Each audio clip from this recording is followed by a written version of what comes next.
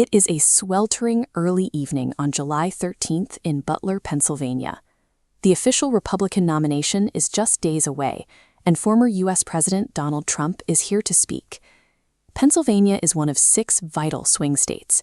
Given its high number of electoral votes, the state offers one of the most direct paths to reaching the 270 required to win the presidency.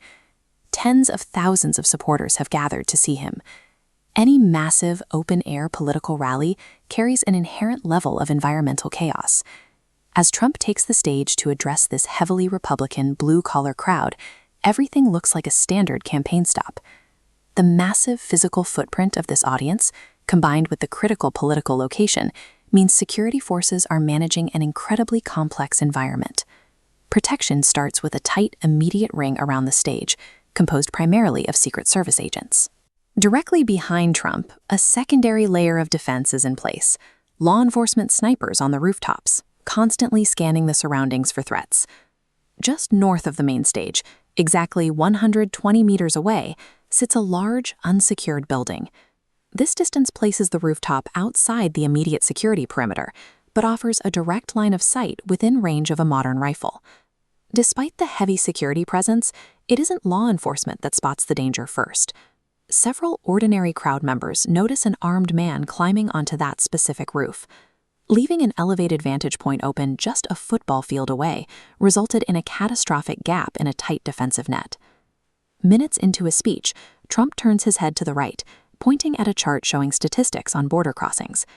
Suddenly, an attacker armed with a semi-automatic AR-15-style rifle fires an initial volley of 3 shots toward the stage.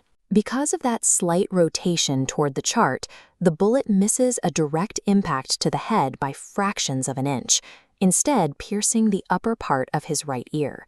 Trump drops behind the podium. Within 3 to 4 seconds, Secret Service agents swarm the floor and shield him with their bodies. The gunman fires 5 more rounds. Those bullets strike the nearby bleachers, critically injuring 2 spectators and killing a 50-year-old man named Corey Comparator.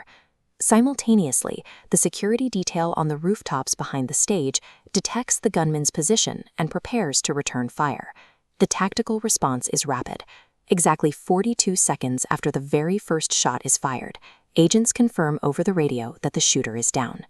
A matter of millimeters and a 42-second tactical reaction kept a sitting presidential candidate alive, though the gap in perimeter control cost an innocent life. With the microphone still hot, you can hear the agents on the ground frantically exchanging commands, confirming they are clear to coordinate an immediate evacuation route. Exactly 75 seconds after ducking to the ground, Trump is hoisted up from the floor of the stage, his face visibly bloodied. Before they can rush him down the stairs, he stops, raises his fist in the air, and repeatedly mouths the word "fight" to the crowd. The mood in the stands instantly shifts. The initial terror and panic give way to a roaring chant for the former president. He is quickly extracted from the rally stage to a local hospital for treatment, and later that night flown out to New Jersey. By demanding to be seen on stage, that brief moment of physical defiance overrode the image of a vulnerable target, providing his campaign with an enduring visual symbol. The neutralized threat on the roof is identified as a 20-year-old local man, Thomas Matthew Crooks. His background reveals several contradictions. He was a registered Republican, yet records show he made a $15 donation to a liberal voter turnout group in 2021. Beyond that, his profile appears unremarkable. He was a kitchen worker with 0 criminal history who used a rifle legally purchased by his father. But as the investigation continues, the FBI has recovered suspicious devices from both his vehicle and his home. The most glaring question remains operational. How local and federal law enforcement failed to secure a wide-open rooftop sitting directly in sniper range. The immediate threat was neutralized in 42 seconds, but the breakdown in security protocols and the shooter's specific intent are still being evaluated in the ongoing federal investigation.